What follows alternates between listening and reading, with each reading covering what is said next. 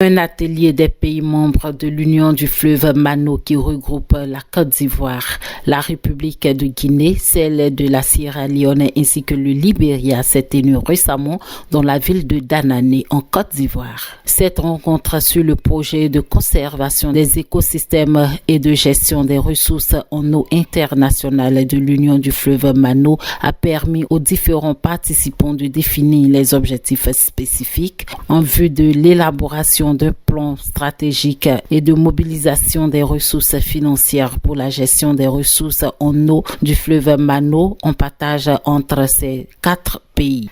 Le coordonnateur du projet Conservation des écosystèmes et gestion des ressources en eau internationale de l'Union du fleuve Mano s'est réjoui de cette rencontre. La rencontre d'aujourd'hui montre que nous sommes dans une dynamique de collaboration, de coopération et de négociation. Et c'est pourquoi le document qui doit être élaboré est un document qui est appelé un document négocié. Parce qu'intervient à ce niveau-là certaines politiques pour lesquelles les autorités compétentes des 3 pays doivent accorder des points de vue pour pouvoir les mettre en œuvre.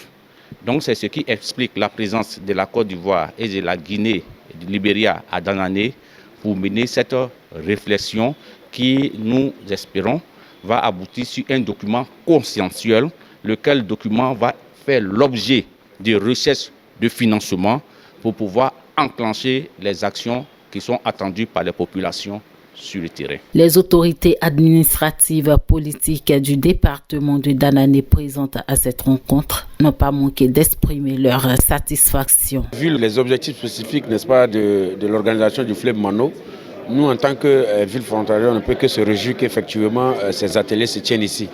Nous espérons que les travaux vont produire en tout cas beaucoup de bonnes pistes pour le développement intégré, n'est-ce pas, de nos 3 nations. Je suis donc très heureux d'être à cet atelier et je souhaite qu'il se déroule de la meilleure façon possible et que tous les participants soient assidus et participent effectivement pour donner les solutions et que nous puissions avoir les résultats escomptés. Le directeur général du centre forestier de Nzérékoré, République de la Guinée, lieutenant Jacob Tanou Guilavogui, quant à lui souhaite la mise en œuvre véritable des résultats de cet atelier.